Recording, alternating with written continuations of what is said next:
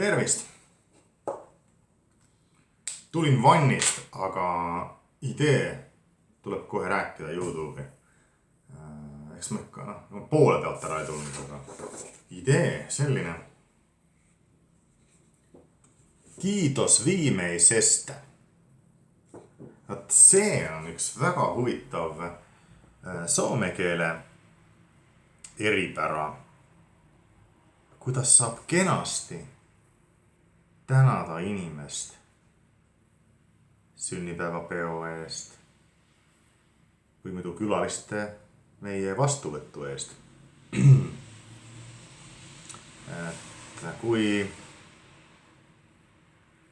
Soome haridusministeeriumi delegatsioon käis Tartus, me võtsime neid vastu.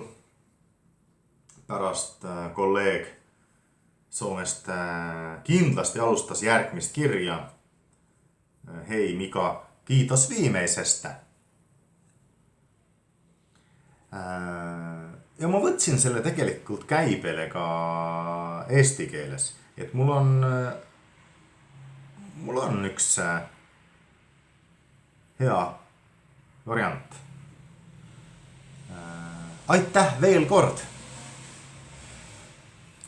Et nii saab öelda seda sama eesti keeles. Aitäh veel kord! Et kui meie oleks jälle käinud Soomes, siis minu kiri oleks ka niimoodi kiitos viimeisestä. Aga kui ma kirjutaksin näiteks Lato Kartano õpetajatele, eesti õpetajatele, siis ma kirjutaksin ka eesti keeles. Aitäh veel kord. Võib-olla lisaks veel aitäh veel kord meeldiva vastuvõttu eest või midagi niisugust.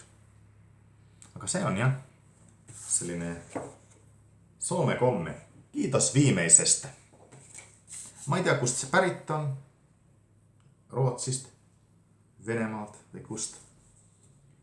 Aga kombed on ikka tähtsad meil elus.